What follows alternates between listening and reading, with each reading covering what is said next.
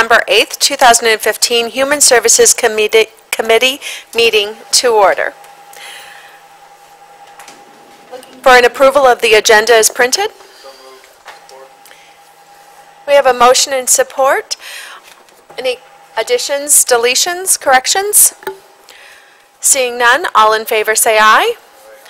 Opposed, the same, with a little bit more enthusiasm next time, gentlemen. And yes, okay, it's the first day of school. Come on, guys. Okay, I heard several ayes. Anyone opposed? We now have the agenda. Next, 3A, we have public comment. Is there anyone in the audience that would like to address the board? Is there any public comment? Seeing none, we'll move on to committee items. We have the meeting minutes of August 10th. So moved. We have an enthusiastic motion and support to accept the meeting minutes as presented. All in favor say aye. Aye. Opposed, the same. All right, motion passed. We have the Lifeways monthly report. Mary Beth?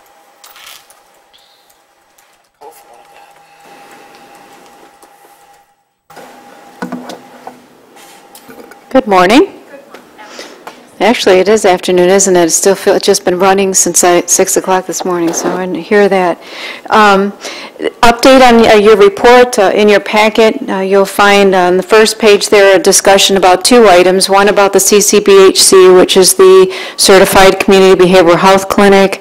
It's a federal, it's that Mental Health and Excellence Act that I've talked about, and the fact that they're going to be looking at the state of Michigan is applying to be a pilot, and we're hopeful that Lifeways, if Michigan is awarded the pilot, that we will be one of the 10 CMHs that would be selected. So we're aligning ourselves as an organization, looking at the readiness review tool and trying to make sure that we are prepared in order to do that. The other thing on that first page is related to collaboration with Jackson County Department on Aging. We were quite excited when we learned that the Michigan Health Endowment Fund was going to have a grant opportunity to address mental health needs for the elderly population. That is a population in which Lifeways has challenges related to funding and really being able to penetrate and provide enough services for in our communities. When we looked into it further, we did have discussions with Jackson County Department on Aging and looking at implementing this program, because it's a specific program in order to get this grant funding.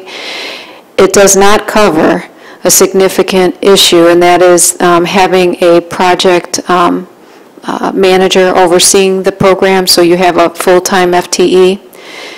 And Lifeways, as you'll learn, and if you've read, we are challenged related to general fund. So at this point in time, unfortunately, we're not able to pursue that. So it's kind of disheartening, but you have to have the dollars from general fund to cover that cost. So I did want to mention that. The other thing in your packet is related to what are we doing related to general fund deficit planning. When we looked at when we're looking at planning for this next year, we are looking at a deficit. So we have been having discussions. We have had to discontinue our Morrow worker on site, which is a saving on our general fund dollars. The other thing that we're aggressively doing is looking at those individuals that are in our autism center and trying to develop a local.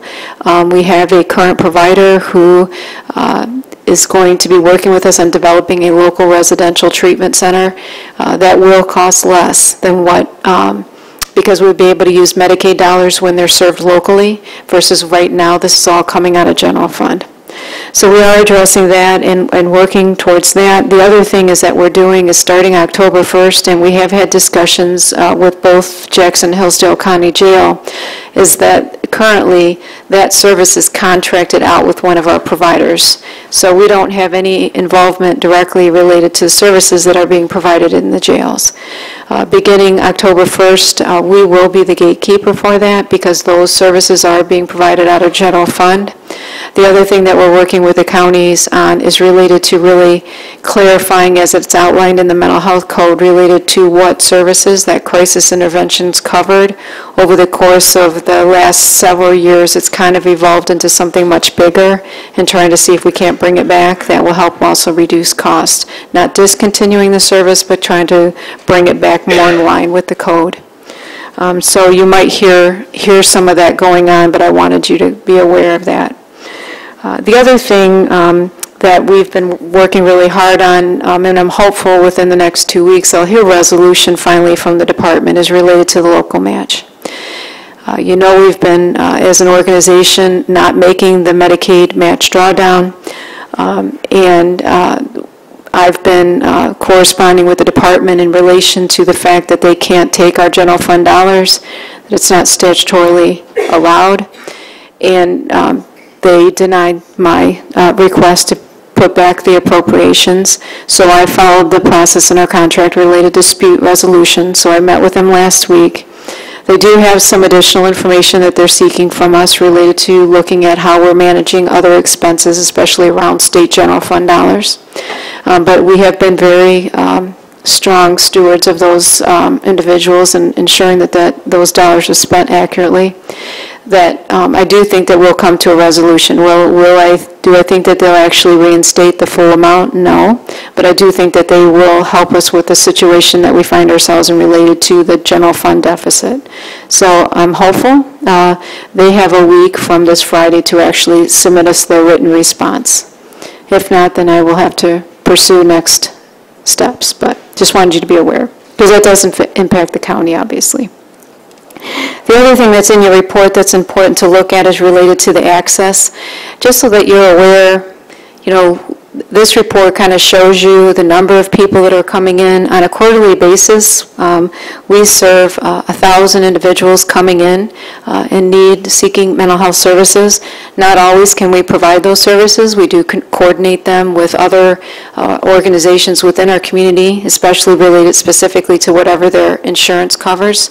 But we were able to, 613 of that 1,009 in that quarter, we did provide intakes for. That initial screening did indicate that they potentially would meet criteria for mental health services at Lifeways, and 92% of them we did serve, so they were referred in. The other important thing that's on this graph is the middle part of that graph kind of shows you satisfaction. So that's what that's referring to. We survey individuals. We do phone calls back to them and asking them about satisfaction. Were you treated with dignity and respect? When you left Lifeways, did you understand, especially if you were referred out to another provider, what you needed to do? So it's really important that we do make those follow-up and ensuring that we're providing exceptional customer service, because that has been a concern of people being referred to Lifeways, and making sure that they understand, especially because Lifeways, you know, our priority population is the Medicaid population, and now Healthy Michigan, that people understand what it is that we do. And you can see from this data that that is reflective related to the people coming in for services. The other important thing to point out in this report is related to the Medicaid rates. There's been a lot of work that's been done at a regional level related to advocacy. We're funded, you know, 90% of our funding is related to Medicaid.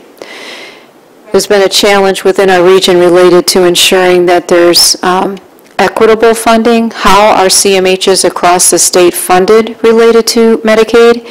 And it's been based on historical. So if you are well-funded, so you can kind of understand this, if you're a well-funded community mental health and you utilize those dollars, because you don't want to send them back to the state, you're going to continue to be well-funded. It wasn't at all based on factors that we've been advocating for as a region related to what's the level of care, the need of the people within your counties. And I'm happy to say that the state is actually going to be rebasing their Medicaid rates, and they're going to be doing it based on factors of morbidity and looking at those issues and not basing it on historical. So taking that into consideration, the rates did come out for this next fiscal year. And for our region, for Region 10, which covers 21 counties, we are actually one of the beneficiaries related to seeing an increase in Medicaid funding, taking into consideration those important factors. Just wanted you to know that. A lot of kudos to Nancy Miller, who used to be a former CEO at Lifeways, who's now the CEO of Midstate, for her hard work with the department and advocacy on that issue. The other thing probably the last kind of thing I want to talk about that's in the packet is about the home and community-based waiver transition planning. So those were some standards that have been out there that's changing the way that service delivery is going to occur for people who are in a home and community-based waiver. And there are 5 different type of waivers that fall under that. Why that's important is that it does have a significant impact on the delivery of service. It changes some of the ways that we currently are providing, especially residential treatment.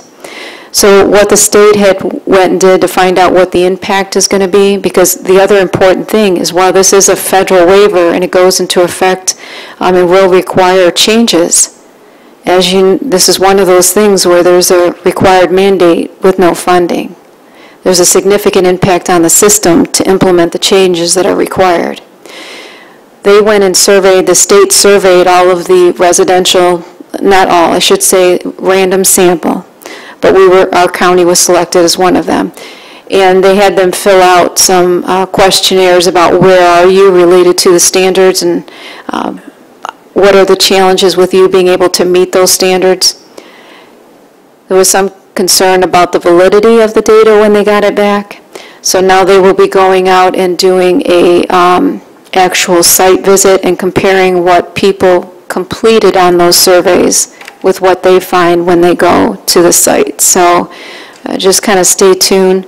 But it is something that, as a system we're concerned about, because without the funding to implement the changes that you're asking for, residential, which are already residential homes, are already operating on a very thin budget.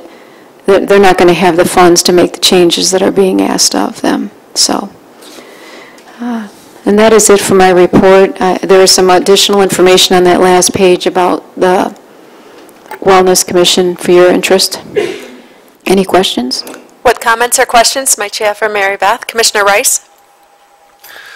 Just comments. Mary Beth, again, continue to thank you for the hard work you're doing in regards to advocating for the general fund with what we call the department, which is now, of course, the Michigan Department of Health and Human Services. That's correct.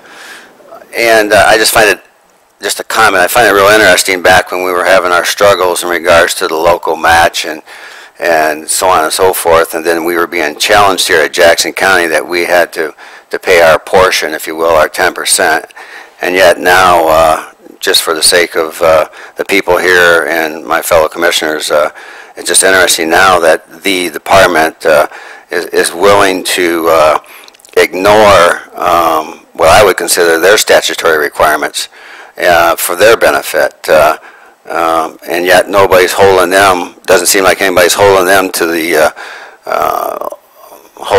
fire in regards to the fact that they should be following their requirements. I know we've mentioned this before, but any of us commissioners, and we've tried this with now Senator Shirkey on some issues, and I've also talked to him recently, but I just think that this is totally something that needs to get addressed, and if we could get our legislators on board, it'd be great, because again, the department is going, from my perspective, directly against what is their statutory requirement, and just leaning on a contract, which to me isn't, is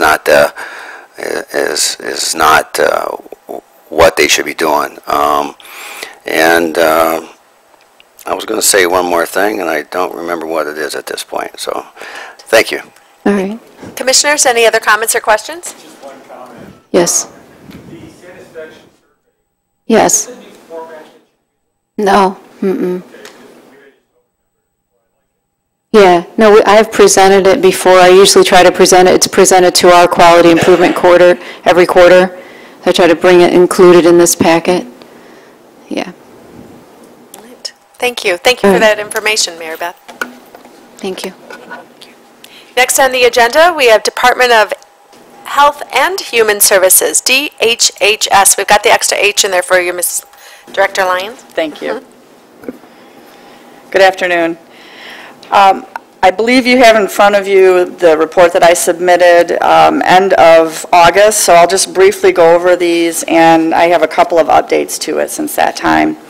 I just provided you with a little bit of information regarding the state budget specific to the Department of Health and Human Services, Part B or Part 2. It gets a little confusing with Community Health and formerly DHS, but so there's just some information there, and it's really just basic information, not specific to Jackson County necessarily.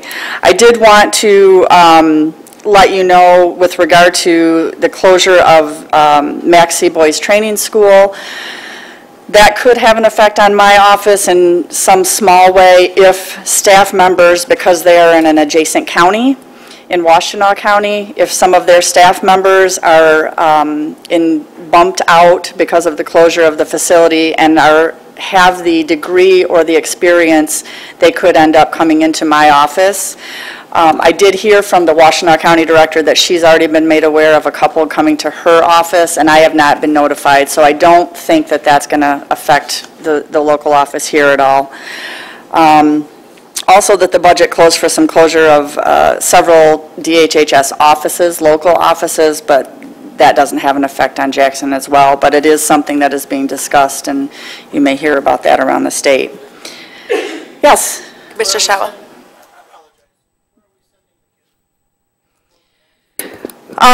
That's a good question. I think if they're adult, then they probably are going somehow into the adult system, but that I don't have at this particular point, and I'm not sure that they've made decisions on each and every child. If they are able to go into other locked residential facilities, they're moving there as well. But I can get that for you and report back to Julie so she can get that out. My worry is cost. I hate to sound that way about this, but I know that when we assign kids over there, it was quite an expense, and I'm just wondering where we're going to be on a go-forward basis. Yes, and I will check on that, and I will also check on the number of Jackson County youth that are potentially there. I've not been told that we have any Jackson County youth at Maxey through my office, but that doesn't mean that the county doesn't have any. Okay, just a little bit about our attempt to educate our veterans about their benefits and our sort of work on that. So we just did a booth at the fair for our veterans to let them know what benefits we have available in our office and how they can apply for assistance if needed. And we also, on a monthly basis, send out letters to everyone in our system who is identified as a veteran to let them know about the contacts within the county and at the state level so that veterans remain somebody or a group of folks that we continue to be engaged with on how we can do to assist them. Adult services and adult guardianships. This has been sort of an ongoing conversation that I've talked to you about. I've let you know that our adult services program went from our local office to a different business service center, separate for adult services, which was called Business Service Center 6. And then most recently, they have now come back to regions, and instead of having a separate Business Service Center 6, our adult services staff now report up through the same Business Service Center that the local office does. However, they do not report directly to me. So while I have adult services staff in my office, their reporting structure goes up through my Business Service Center to the same director that I report to, which is Doug Williams. In Jackson, it's Business Service Center 4. In other counties, it may be a different Business Service Center based on the region. One of the issues locally that has been being discussed is an issue with regard to adult guardianships. And we continue to work on that issue. Family Service and Children's Aid holds a contract to provide guardianship services to the folks in need in the community. And currently, their contract amount is not enough to serve the need of the community. So a large group of folks from within the community, including folks from private medical care facilities, nursing homes. I've just talked to Sandra, I believe, last week about her involvement. Were you at the last meeting? No. Okay. Thank you. She will be at the next one. The hospital and other agencies, any agencies that work with our older population are interested in this particular issue, and so we are, as a community, getting together to try to figure out how we can make sure that anyone who is a vulnerable adult in need of a guardian receives that need while not taxing basically the county or any specific agency, because it is really a community issue, and so we're hoping that by the community coming together we'll be able to provide that. It is a work in progress and at the very beginning, however. Some basic information with regard to Healthy Michigan, and then a little note at the last paragraph of that we are working with the county jail to make sure that those who are potentially eligible for Medicaid coverage for inpatient care while they're incarcerated have a case open. So I think Mary Beth talked a little bit about this with regard to the behavioral health services, and she and I have talked about it. Right now, with regard to medical care, if there is an inmate at the county jail who needs to have inpatient medical care, the jail is working to make sure an application is submitted. They contact someone in my office who makes sure that it is looked at right away and that we code them as being in jail. But as long as they are inpatient, that service is something that should be covered through Medicaid. So that is one of the ways in which we are helping the county to save some money, because prior to this, that cost has all fallen on the county. I did ask for our numbers, and right now we only have about 13 cases that affects, but you probably all know how costly inpatient medical care can be, so that could add up to a significant amount depending on what their medical need is. The next couple of paragraphs are with regard to Pathways to Potential, which is a program where I will take my workers and place them in a school setting. In doing this, we are working together with the school system to provide resources to barriers that families have. So what we do is we will place a worker in a school, and then we will do a data match that shows us which families in that school already have cases with my office, and those cases will be assigned to our worker in that school. By doing this, we hope that when we notify the parents, this will engage the parents in the school. This will help kids get to school and improve attendance rates and improve success at the educational level for the families and children. We have signed memorandums of understanding with Northwest Schools, and we have a worker at Northwest Early Elementary. And then we have another signed MOU with Jackson Public Schools. And in the report I said the school was yet to be determined, but we have now determined that schools to be Frost and Cascades right in the city. We did do our data match with Frost and Cascades, and just to give you an idea, I think together they have just over 600 students in those two schools, and I believe we have over 500 of those children who match up with cases in my office. So that's a significant match. Obviously, we have not done the match yet with Northwest, so we don't know whether, I think that match will be a little bit lower, but clearly the need is there. In other schools in the state where this program and this model has been in effect for a couple of years, they've really seen attendance improve and school interactions with the families improve in a way that really is unprecedented. So we're really excited to have this coming to Jackson. The superintendents have been very supportive of this, to the point of we want it now, we don't want to wait until January. So we're starting gung-ho with school starting, and we're going to consider it a work in progress, but very excited about this. The other thing that we're doing with the school systems is Jeff Beal, the superintendent at Jackson Public Schools, had indicated he would like this to be in place at Parkside Middle School. But at the state level, there's an agreement between the Michigan Department of Education and the Department of Health and Human Services that we focus on elementary schools and priority elementary schools if at all possible. So I spoke with Mr. Beal, and instead of placing a worker who would handle these cases, we are going to place a Children's Protective Services worker at Parkside. They can work mobile, so they can do their work from that school and act as a liaison and a resource for the staff at Parkside. There are 1,100 students at Parkside, I'm told, and so we will start with one person who will be there, but if needed, we can add additional so that, again, the resources are there and that we help to remove barriers to success in education.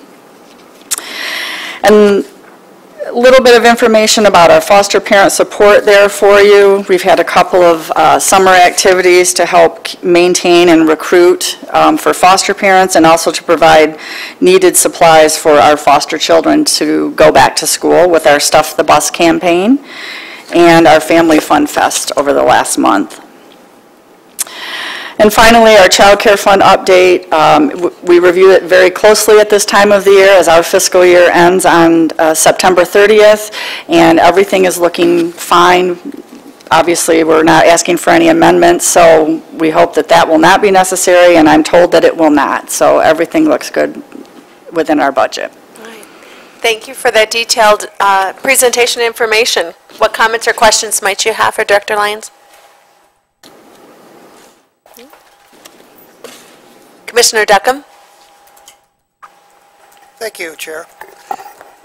How are we doing on children being removed from their homes for neglect or abuse? Is that continuing to be a problem? Yes, we do it every day, every week when necessary. Our goal, of course, is to maintain children in their homes and not remove them if at all possible. And we have a process in place within my office to make sure that we're not removing children that don't need to be removed. But yes, that continues to be an issue, that abuse and neglect does continue to occur. And sometimes it's to the point of imminent risk where we do request a removal from the home. In Jackson, I would say our most recent cases are primarily related to substance abuse. We've had a couple of mothers specifically who have passed away due to substance abuse, and obviously that causes not just the issue of being removed, but then the issue of the substance abuse and the death for children. So a lot of grief that happens for our children that are removed. Is there any sign that it's trending downward, or is it continuing onward as it has been in the last few years? It seems to be fairly equal right now. We do have a prevention worker that we started working with our families, I would say back in May, and the goal is that we are able to maintain her. I take my state and federal funding and combine it in a way in which I'm able to have this person in my office, but it's a year to year. As I get my funds, I'm looking at that year to year to see if that can continue. But the goal would be she continues, and as our child abuse and neglect numbers go down, that we would increase our prevention so that we can continue to see that cycle downward. All right, seeing no other questions, thank you. Thank you. Next on the agenda, Medical Care Facility Quarterly Report. Director Place. Good afternoon, everyone.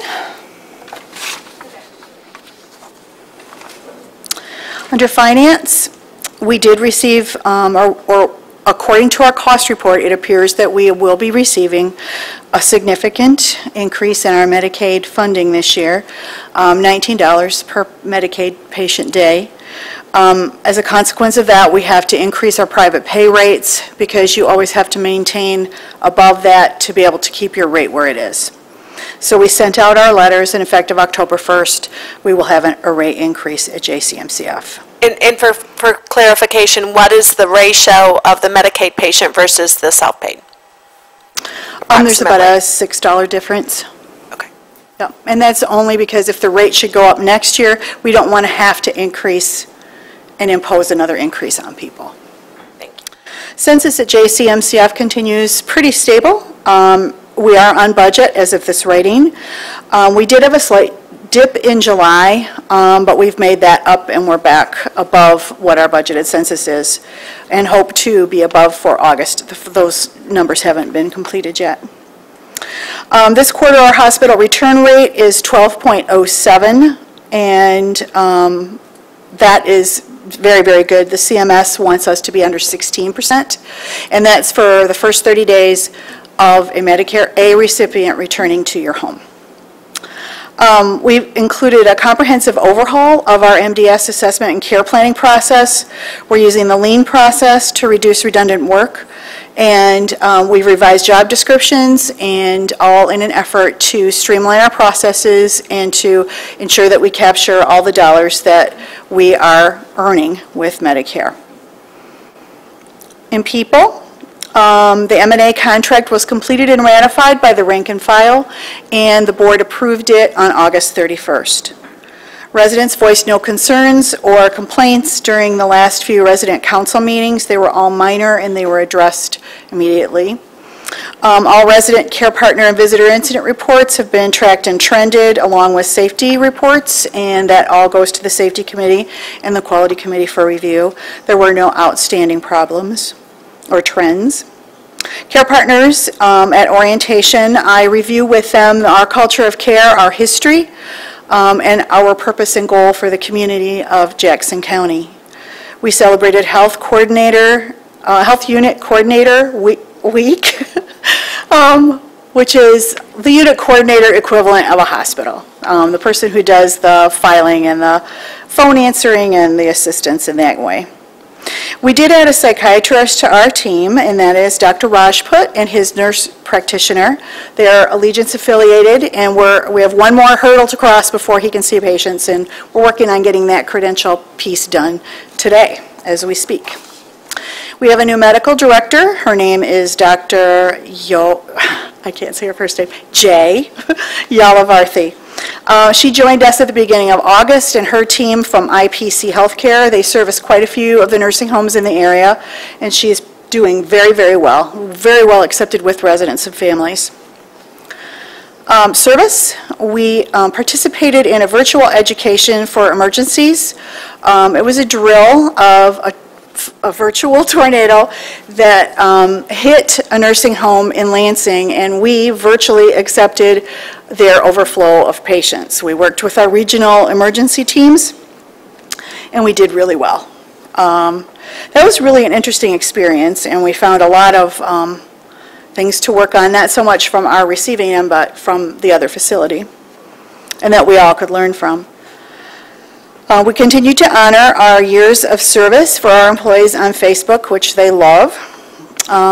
And I attended the MCMCFC, MCSSA 2-day conference in Bay City to receive needed updates in those areas. Under quality, we're currently free of any survey issues. We cleared the last hurdle, which was our fire marshal revisit, and that took place last week, and we are clear. So we have no outstanding survey issues. We can continue to score better than our region and the nation in a variety of quality measures, which are all deduced from our MDS program. Those include antipsychotic medication use, 0 acquired pressure ulcers, excellent turnover rate for our home, and very few hospital readmissions. We are preparing for the largest major revamping of nursing home regulations since 1986, which we are all looking right now at the proposal from the Federal Register and putting our comments in. It is supposed to go into effect in January. However, that will probably be unlikely. JCMCF is ahead of the curve on about 65 to 75% of those changes. We already have them in place. So it won't be quite a shock for us as it will be for some other facilities that these systems are new to. Under growth, our therapy team has added person-centered goal setting, and by that, it isn't that they didn't already talk to the residents, but what they're doing is finding out what things in life mean the most to them. For instance, I guess the best thing I could do would be give you an example. We have a resident who had a stroke, and her greatest pastime was crocheting, and she was heartbroken that she could no longer do it because she could not physically hold the needle. So our therapist took her big needle that she had, rebuilt it. They wrapped it, they put foam around it, they rebuilt it so it fit her grip, and she was able to, again, crochet. And all of those things lead to more well-being, better quality of life, and actually improved her hand ability. So they're trying to be very creative in setting goals that residents will participate most with in their therapeutic process. We assessed our milestone 3 for our Eden certification. We are recertified, but we want to gain the next step in that process, which is a lot of work. It is a spreadsheet that runs for about 16 pages, and on each line there is a requirement to pass that level, and we are 91% of the way there and feel confident that when we have our conference call this week that we should pass that, keeping our fingers crossed. We have also gone to an electronic work order system for our maintenance crew so that we can track the reports, we can better be more efficient and more lean in how we handle all of the work orders that come through. And that is my report. What questions or comments might you have regarding that report? All right. Seeing none, thank you. Thank you. Thank you. Before we move on to the next agenda item 4E, I would like to bring to everyone's attention, in addition, in the audience, we have one of the other DHS board members. You're used to seeing Mr. Williams or Mr. Price here, but Harry Wilson is also out there in the audience today, serving in the third 3 of the 4 actually, plus Zoe, but yes, so that is the other individual here with us. And moving on, we are looking at the approval to the full board for resolution, I believe it was 9/15/30. This motion being requested is to approve the resolution authorizing the county treasurer to transfer the funds from the MOE fund for the bond payment, and also to transfer the dollar amount needed from the MOE fund to the county general fund to cover the retiree health expenses. What questions or comments might you have for the administrator? If there's no conversation or questions, I'd be looking for a motion to move this to the full board.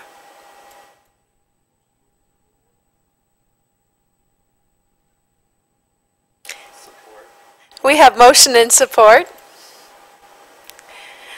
All in favor say aye. Opposed, the same. Motion passed, and this will move on to the full board. Thank you. Next on the agenda, we have the Health Department monthly report.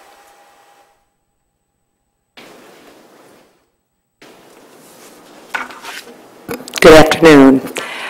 I'm here representing Richard, who is on his way back from Appleton, Wisconsin. The traffic was just too bad yesterday to make it, so I got a little text last night. So I'll do my best.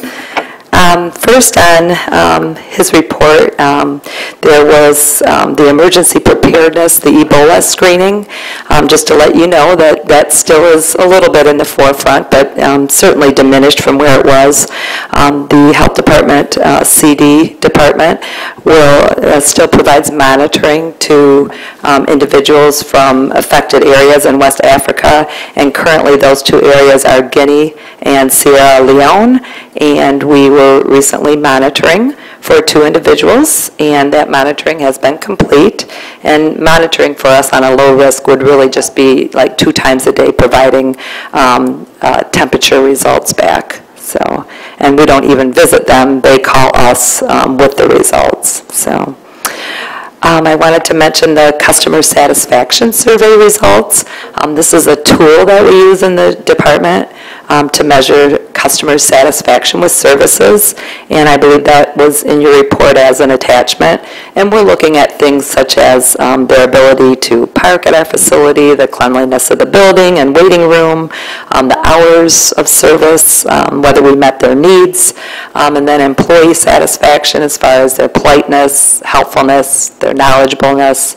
And as you can see from the report, this was a quarterly report that we've submitted that we do each quarter, and we had really a 99 to 100% positive rate there for services. So we're pretty proud of those results and wanted to share. Skipping down to the fair, just to let you know that during the fair week, the health department had and hosted a booth there for 2 hours each day. We had individuals there during peak hours, from I want to say from about 4 until 6. And we were able to share lots of information and brochures and literature and referrals for health insurance. And we did have lots of requests for radon test kits. So next year, we will be looking at providing those as well. Yes, Commissioner Rice. Oops, sorry. Thanks, that's okay. Can I just back up a second? How did you guys administer that Jackson County Health Department survey? How was it administered? Oh, we actually we've had the survey for a long time. We've improved it over time, but we just distribute them after services. We allow them to either mail it back to us, or we have drop boxes by the door on the way out. So we strongly encourage that so that we have good feedback. Excellent, thank you. Mm-hmm. Let's see, I was going to skip down to the health integration section with the preventive medicine residency. We recently met our admin team with Dr. Deepti Reddy, who is a prevention medicine, or is doing her residency with Allegiance Health, Prevention and Community Health. And oftentimes we have opportunities to utilize residents in assisting us with some of our work, and so we brainstorm on certain projects. It's leaning towards that she's going to work with us to develop a health literacy plan for Jackson County. So as we all know, the reading levels and creating a better access to services for our residents is really crucial. You can have everything out there, but unless people can read the literature and understand it, such as looking for health insurance online and things like that. So she's going to lean toward working with us on that piece. The Community Health Assessment Report. This is the third one that was done with resources also from the county and Allegiance Health and some other sources. But the 2014 report, believe it or not, it is finally gone to the final proof. Richard gave his stamp of approval.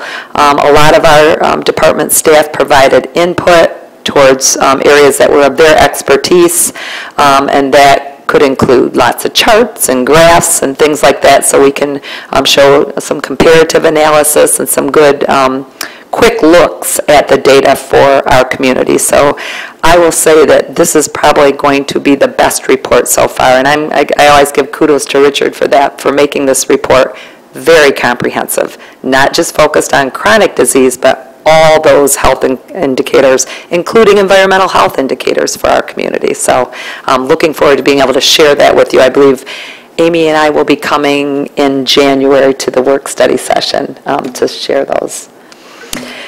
The next, the JHN, JCHD orientation and training. This is another piece with our new integrative work with Richard at the helm. It was 18 months ago that we provided an orientation to the Jackson Health Network, who oversee the providers for Allegiance Health, and then they provide an orientation to us, and we back to them on 2 separate days. But it is for the improvement of the whole community and clinical integration of services. So we look at those areas that we can integrate better for total improved patient outcome, so that we're looking more at improving those population health metrics, and looking at more prevention versus, acute care services. And I will say on that respect that each time I hear that report, I know I gain a better understanding of that whole process, and it's big, but it's really wonderful to see the strides and the gains that we're making for Jackson. We really are on cutting edge for that. I'm going to go down to the personal and preventive health services, the noro-like illness outbreak. We did respond to 2 of those in August at 2 separate institutional facilities. One was an inpatient Allegiant Health, the behavioral health inpatient in the Anderson building where 7 people became sick with symptoms. And the other was at the Allegiance Health Addiction Recovery Center, I think formerly referred to as Washington Way. And we had 8 individuals there who presented sick with the symptoms related. And so in that case that we provide notification, we help them with specimen collection, notification to MDHHS, and then treatment and infection control measures and guidelines. So, back to school immunizations, skipping to that area. We recently received a call from Shelley Kaspersky of the Habitat for Humanity, who's also the chairperson for the Rotary Club, and she called me to say, Shelley, we've been working together a long time because she was a former health department employee, and she said the Rotary Club really wants to make a donation to help improve immunization rates because they've been really on the forefront of polio eradication, and now with lots of the immunization waivers and the pertussis and measles outbreaks, they came forth with $4,500, and together we developed a media campaign for radio ads, incorporating Dr. Killian and Dr. Van Scoik in these ads to help promote back-to-school immunizations and just trying to promote less use of the waiver process, which, as we all know, kind of gets in the way of science when it comes to the facts on immunizations.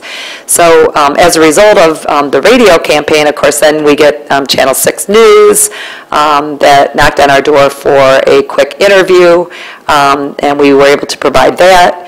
And then one of our medical directors, Dr. Lauren Chuck, with Angela Vitito, presented on JTV, the Bart Hawley Show, bringing more of this information to the forefront. So it's kind of neat when you see community dollars come in and then exponentially what can come from that as well.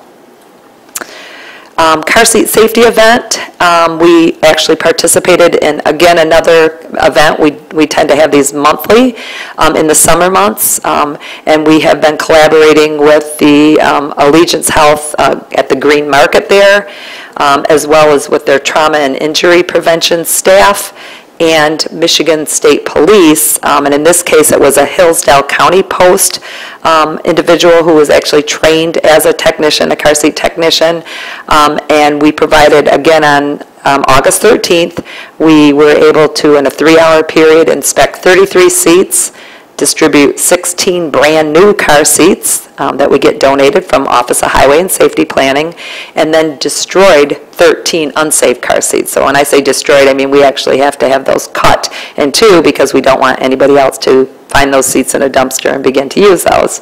Unfortunately, the person that we work with in Hillsdale at the State Police Post has taken a new position at the Monroe County Post, and so we are going to have to see what we can do there to help that piece come together for the next event, which was scheduled for September 17th, will be canceled, and we're hoping to then continue with the October event that is scheduled. So this transition is going to cause us to have to cancel the September event. Childhood lead poisoning prevention update.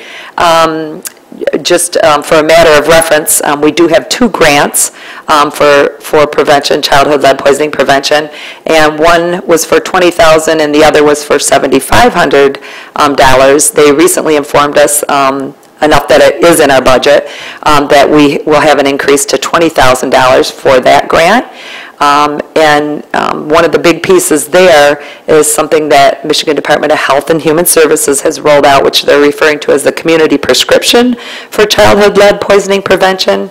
And what that prescription is it's something that we're rolling out to area providers, particularly pediatricians, to assure that when a child has been screened and has a lead level of anywhere between 5 and 14, that they use this tool to work with parents to assure that the child will come back for the follow-up screen, that other children in the family would be tested, that we discuss nutrition options because that helps reduce, improve nutrition, reduces lead in their system.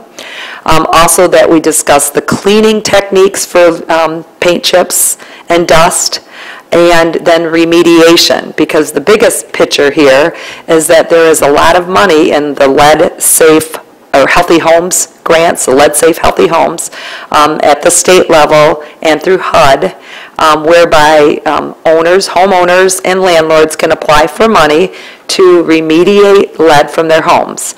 And that can be anywhere from $2,000 to $8,000. It could mean new windows, new doors, wallboard, self-encasing paint, and things of that nature. So when there's money available and we can help improve the living conditions that many of our families are very transient and move from one home to the next, this is huge. So it's all about kind of closing that whole loop to make sure we cover all the bases.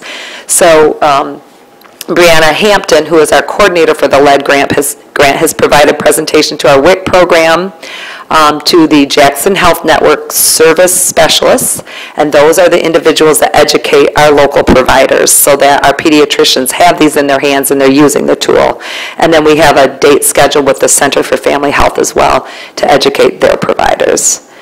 WIC, in the WIC program, I just wanted to mention that we took part in a national awareness, a breastfeeding awareness campaign, and they refer to it as the Big Latch On. And the goal is really to increase awareness and education on the importance of breastfeeding and the benefits for both mom and baby.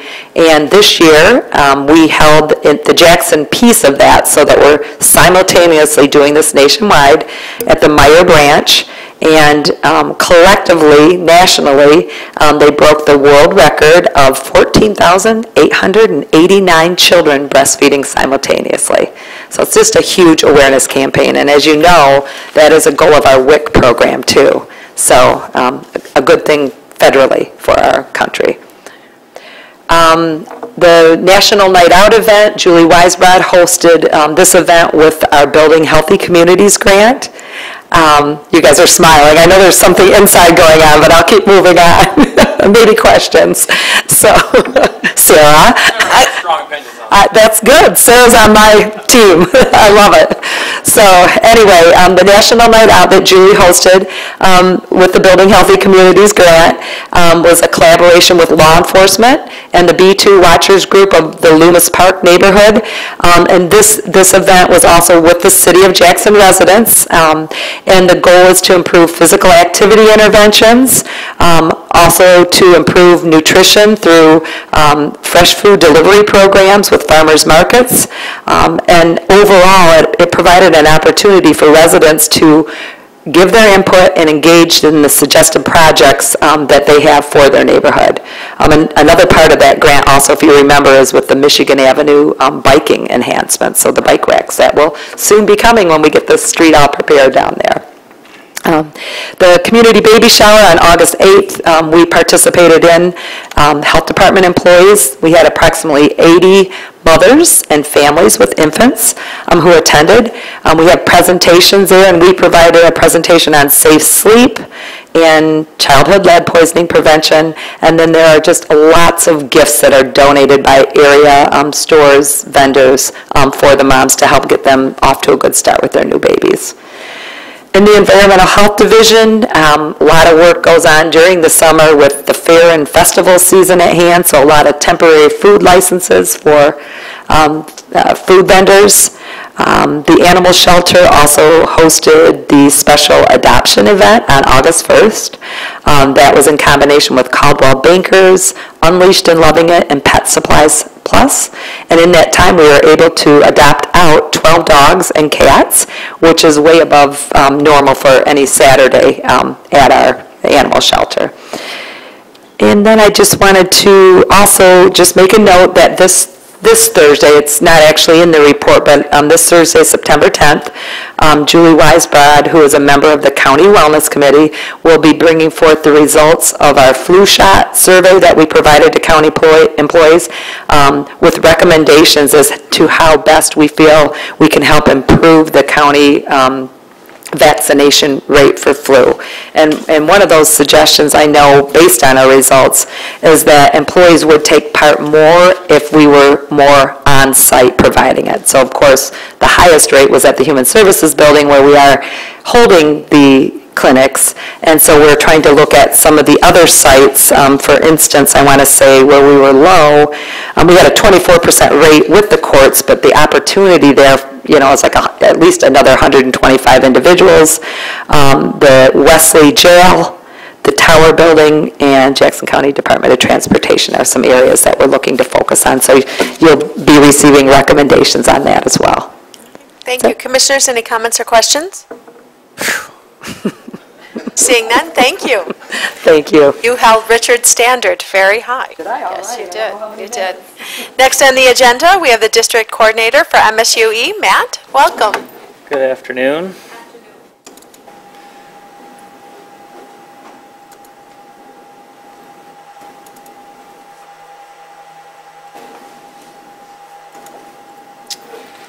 So thank you for the opportunity to present our semi-annual report to you. Most of you, this is not new information, just wanted to show you again our district outline as well as our institutes that we do programming in. The only change in this map is that we now have a District 14 up in the northern tip of the Lower Peninsula. We combined Districts 3 and 4 and shrunk those a little bit and added a 14th district because the geography was a little bit big for the district coordinators up there, so that's the only change in our structure. These again are the staff that work in the extension office here in Jackson. Some of them do cover multiple counties, but they are housed here in the Jackson office. In the middle of the page there you'll see Erica Prine and Kelly Baker. Those are our two nutrition program staff that were recently hired in the last several months. So they're just getting up and going on their programming now. I'll talk to you a little bit more about that in a few minutes. This is sort of our outline of 4-H. This is fairly standard, the things that, the life skills that 4-H teaches. You've seen this before, so I won't spend much time on that.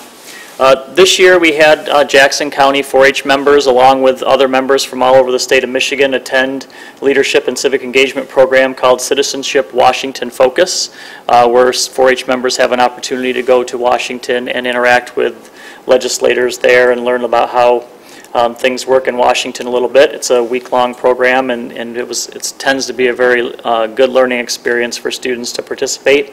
So in this particular picture, the youth are posing for a picture with Senator Debbie Stabenow. One thing that we had to work through this year with fairs statewide was dealing with the poultry exhibition because of the avian influenza potential.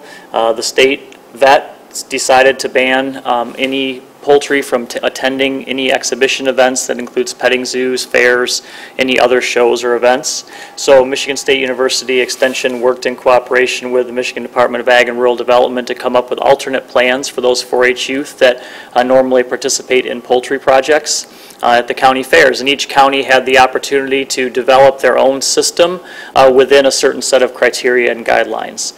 Most fairs, Jackson included, came up with an alternate method for allowing youth to do showmanship and have the project be more educationally based. Rather than working with the live animals, they used some artificial birds to demonstrate with showmanship and then had an interview with the judges to talk about their project. And the exhibitors were allowed to market their animals still. They just kept them on their own property. They marketed them through the auction, and then they took them to a processor and delivered them directly to buyers from there so that they never were commingled as a group. So that worked really well. It was a great cooperation between all of the entities, the fairs, Michigan Department of Ag and Rural Development, as well as Extension, to come up with a plan to be able to have that be a part of those fairs and exhibitions this summer without creating any risk for the poultry industry in the state. This year, we're working on re-enrollments now for 4-H. Now that fair season's over, we start getting into re-enrollment time, and so this is when youth have an opportunity to join 4-H, those that aren't currently involved. We're really excited that we have 2 new 4-H clubs that are in the process of starting for this new academic year for us. We hope with that we'll come along with some new members as well, and we're doing a big push to try to expand enrollment and memberships. And the numbers look fairly steady from year to year, but we'd like to continue to grow those, looking for some opportunities in some urban areas to grow in more non-traditional ways. Science, technology, engineering, math, the STEM programs, we've got some curricula there, and also some science literacy training things that we're doing to try to help expand what we're doing in the urban areas in terms of the 4-H program. One way that we do that is through exposure to our programs in cooperation with Farm Bureau through agri-literacy programs like Rural Education Days, where this year we showed over 900 third grade youth from Jackson County schools a little bit more about agriculture and helped to give them a little bit of experience in that area. That was a very good program this year as well. Family Farm Fest is coming up next weekend. If you haven't looked that up, it's next week Saturday. Northeast part of the county this year is where the focus is. There's 3 farms that are available for tour on that day between 11 a.m. and 5 p.m. So Phil Tocco in the office, along with several other staff in the office, are getting promotional materials and things out as broadly as possible and getting those in the hands of schools so that kids will be aware of that and can take it home to their parents and help to promote that program. Breakfast on the Farm was 2 Saturdays ago on August 29th in Jonesville at Pleasant View Dairy. Bruce and Jennifer Lewis, they had a great showing that day. We had a little bit of rain. We were expecting 2,500, but the actual count was closer to 3,000. It was 2,900 and something that were there, including volunteers. And they had a great opportunity to tour the farm, see all the different aspects of a working dairy, and ask any questions that they had. And it was I think it was a very positive and well-received event, and the Lewises did a great job getting their farm prepared for that many people touring on that day, and we had a tremendous turnout of volunteers as well, which makes the day go much smoother. So our agriculture and agribusiness programs, again, Master Gardener is something that we pride ourselves on in this district and around the state, but we're fortunate to have staff here housed in the district. Bob Burkalt's here in Jackson as well in Washtenaw County doing a Master Gardener program. I do have some flyers here if anyone's interested. The next Master Gardener class in Jackson County will be January 28th through April 28th of 2016. And within the next week or so, registrations will be open and available for that particular class. So if you know of anybody who may be interested in attending a Master Gardener program, that will be available here in Jackson County in early 2016, and they'll be able to register for that in the next week or so. Our gardening hotline and website numbers have been really busy this year with all the extra rain that we had this spring, and then some areas got dry late and some haven't. We've had lots of calls statewide. Bob and Gretchen Voyle, who is housed in Livingston County, have been really more busy than usual with diagnostics and other unique things that go on when you have a really wet year compared to where we've had some dry years in the past. So they've been busy diagnosing different insects and different plant issues that are coming up because of the weather that we've had this summer. So, but the hotline works really well. We're having a lot of calls to that. And it's been a real benefit to have that available throughout the entire growing season, regardless of whether or not we have somebody in the office on that particular day to answer those questions. The MSU Product Center has been doing counseling sessions here in Jackson County with 9 local entrepreneurs in the last year. 3 new businesses were started, resulting in about $215,000 in new sales. And many of those clients are in food processing related businesses. We had a couple of interns work in our office this summer, which is always a pleasure to have them, and they get to work on some special projects. So Alicia Drinky worked on the Ag All-Stars project. If you were at the fair and you saw the baseball card type displays that were around the fairgrounds, those are a project that Phil Tocco started a few years ago, trying to draw some attention to local producers and people involved in agriculture. So you see in the upper left there, our own Tom Guthrie was highlighted on one of those this year for the work that he does in the swine and equine industry, as well as some other local producers. Another project that she worked on, it was mostly in Hillsdale County, but right on the edge between Hillsdale and Jackson County, were a tile monitoring, tile drainage study that was done, looking at after, this year was a great year to do it because of all the water events that we had in the spring. The tiles were flowing really well, so you could take water samples to see what kinds of nutrients were coming out of those tile lines into the drain outlets, and that work is being, the lab work is being ongoing with that project. But it was a really interesting project. Alicia had a lot of fun learning about that, and she got wet a lot because it rained almost every time she went out. Phil Toko did a project this year in the county, was a producer that was interested in bread wheat. Most of the wheat that we grow in Michigan is not bread wheat. It's not the right variety to do that, and we don't typically have the right ecosystem to do a lot of bread wheat production, but Phil's working on a study to try to see if there's some new varieties that may be more applicable to be used here in Michigan. So again, they're working on the results of those studies, but they collected some samples this summer and worked with a producer to see how the results of that would come out. Another urban collaborator intern that we had this summer, Tara Miller. She worked in Cascades Elementary with K through 5 students, doing a kind of an urban gardening project and looking at vegetable consumption and trying to talk to kids about nutrition and the use of vegetables. So the picture that you see on the screen there is a survey that the kids did when they looked at different plants, different vegetable crops, to try to do some physical identification of those. A lot of kids hadn't seen some of the crops that they had an opportunity to use in this program. And she worked with about 164 students over the summer in their summer school program on this urban gardening project. Here's an example of some of the gardens that they planted and worked with throughout the growing season. This was fairly early on in the summer, but you can see that they've had an experience with a lot of different plants and trying out their hand at taking care of them. In our nutrition education program, we serve 700 adults and 433 youth participants this year. Again, that's a really great program, and now we have 2 more staff in the office being able to work on that. Erica Prine was one of the new staff members that I mentioned early on in my presentation. She actually has now gotten an agreement with Hunt Elementary School. She's working with all 300 students in that school over the course of this semester between now and Christmas break to do nutrition education as a part of their gym class that they're doing. So when they come in for physical education class, a part of that class each week will be a segment on nutrition, and she'll be working with all of those students doing her program for that. So we're really excited to have that opportunity this year to do that. I've showed you this before, but we have some updated numbers here. Our My Spartan Impact site is just a site that the University Outreach puts together to show the impact of Michigan State University on communities. And so these numbers are by our 6-county district, but there's currently almost 4,000 MSU students that are currently enrolled, 21,500 alumni. We have 16,212 4-H participants across those 6 counties.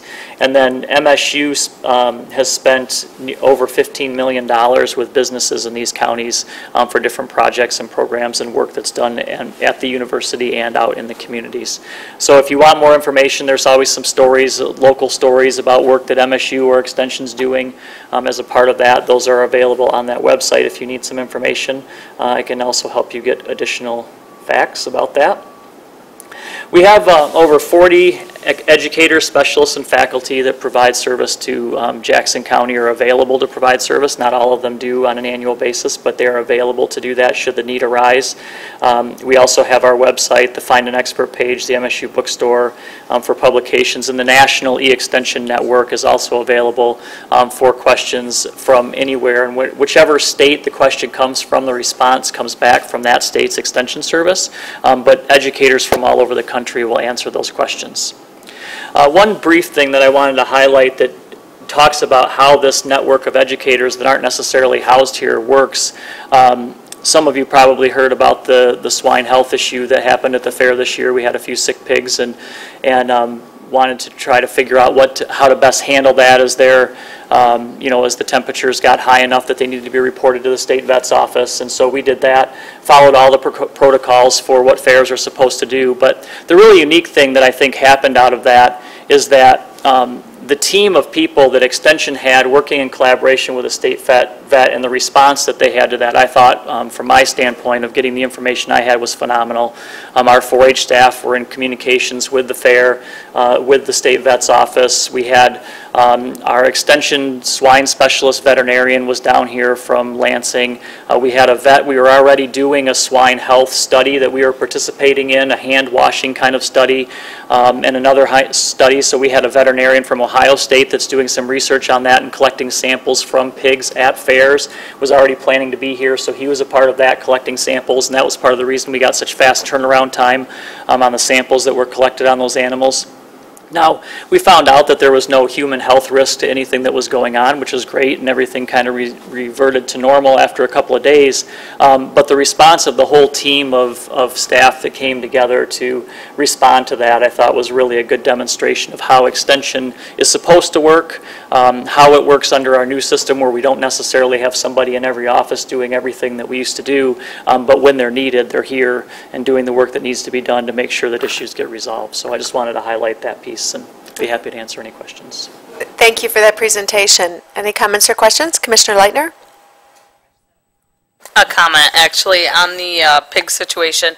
I want to commend your office as well, because throughout that process, Brittany was in contact with me, and they were on the pig issue right away, actually, and closed the pig barn at night, and they went through pig by pig and tested them immediately. And then I actually got, I think, a text at like 1 or 2 in the morning regarding the results, the initial results. So I appreciate being kept up to date, even if it wasn't an ideal time, but it was, they did a really good job with that. I was happy with it to find out that there wasn't a human concern, because we did shut the barn down for a little bit in the morning still, and I don't think it was opened up till the next day until a little afternoon. But we had immediate results, and having, I think, it was Dr. Madonna?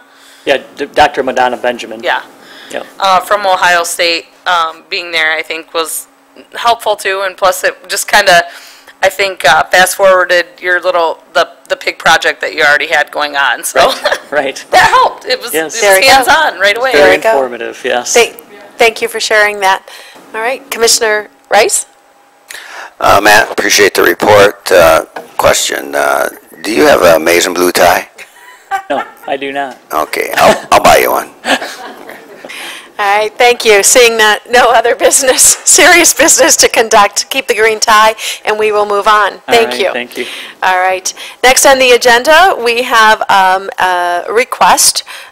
This action will go to the full board. The request is being made of us for the annual memorandum of agreement presented to the full Board of Commission in consideration for the MSU Extension Office. That agreement will move forward. I have a motion and support. All in favor say aye. Opposed, the same. All right, thank you. Thank you. Next on the agenda, we have the monthly aging, the Department on Aging monthly report. Hello, Marcy. Good afternoon. I've talked with you before that there's a senior nutrition site on the south side of the city, and we've been trying to find another location that has better parking options, especially in the winter. And we do have the King Center on Adrian Street that's available, and the parking will work much better. The documents have gone up to the Michigan Office of Services to the Aging for their approval, and then the Region 2 Area Agency on Aging Board will look at it on September 24th, so they need to approve. So we're hoping to move the site from Chalet Terrace to the King Center on September 28th. And another item related to that, Grass Lake Township building now has a senior center there, coordinated by the Chelsea Senior Center staff on Tuesdays and Thursdays. So the staff from the Chelsea Senior Center have asked us to provide what we call Food with Friends, which is the individually packaged meal.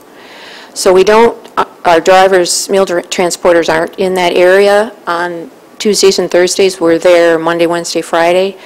So we've made arrangements where the meals for the Grass Lake seniors will be dropped off at the Napoleon Township Building because that site is open Tuesdays, Thursdays. So the Grass Lake will have volunteers come to Napoleon to pick up the meals and take them back to Grass Lake. And then we've made arrangements with Grass Lake Township staff for us to go back the next day and pick up the big container that holds the food and any donations and paperwork. So that's been a recent development. And as Mary Beth mentioned,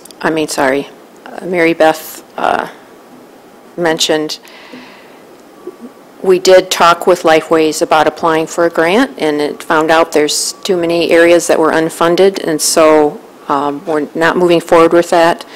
And it was for the portions that we were interested in doing are programs we already provide, care management and therapy, but we wanted to be able to have more staff time for those services, so that's what we were interested in looking at, but it's just not going to work out at this point.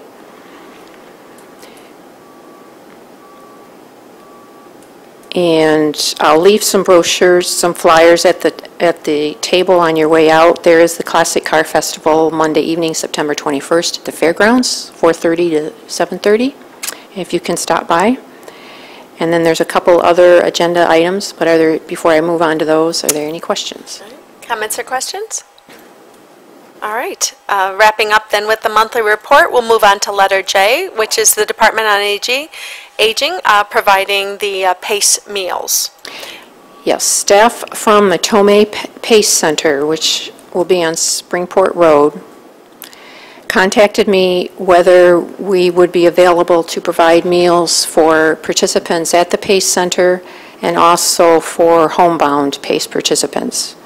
So I'll talk more about Roman numeral 2 in my memo.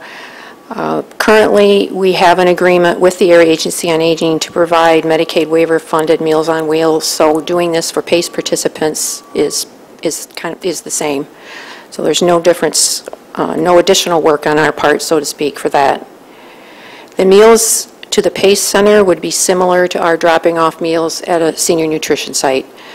Initially, while they're getting up and going, they'll have 5 people the first month. So the meals will be individually packaged, like a Food with Friends hot meal, and it's until they get up to 10 participants. And then once there's 10 people, we could deliver the food in what we call bulk, and then they would serve it. So we're not providing staff to serve it. Our meal drivers are out anyway, dropping off food to senior sites. Participants at PACE could include Hillsdale and Lenawee County residents, but the the PACE program will pay us a flat amount for each meal ordered, so it'll more than cover our costs, and we do expect additional revenue. And then the home-delivered meals or Meals on Wheels would only be for Jackson County residents. They will contact Hillsdale and Lenawee Departments on Aging for providing Meals on Wheels to PACE participants who live in their counties. And then under analysis, Roman numeral 3, the financial component, again, we expect revenue for PACE Center meals to be more than cover what our actual costs will be. But I will say if the number of meals increases beyond a certain point, I would be coming back and talking with you about adding additional kitchen staff time in order to prepare the additional meals. Pardon me. But at this point, we're just not, we don't know how many more meals we're talking about once it's up and fully running. All right. If there are no other questions in regard to this item, I'd be looking for a motion to move this to the full board to authorize the Department on Aging Director to sign a provider agreement with the PACE organization. Support. We have a motion and support. All in favor say aye. Opposed the same. All right, this will move on to the full board. Okay. And finally on the agenda, letter K, Department on Aging, the chore program snow removal and lawn mowing bids. You're requesting authorization to sign the provider agreement with those, oh, sorry, wrong one. It's not moving. Thank you. Approval for the agreement, which will stay right here in this Human Services Committee, the agreement for the Department on Aging chore program, snow removal, and lawn mowing services. Any comments or questions regarding that? This is similar to what we've done in the past, Yes. and so from my perspective, it's worked, so I would move this and look for support. So we have a motion and support. Are there any comments or questions for Marcy before I take the roll call vote, or the vote? Okay, all in favor say aye. Aye. Opposed, the same? That was easy enough, wasn't it, Marcy? Okay. Thank you for that information. Next on the agenda, we have the claims. So moved. We have a motion to pay the claims and support. All in favor say aye. Aye. Opposed, the same? We have no other meeting minutes to review, and we have an October reporting schedule listed on board docs. I'd be looking for the second public comment time period in which if anyone would like to address the board, they may do so. Seeing none, I'm looking for committee member comments. Any committee members or commissioner comments?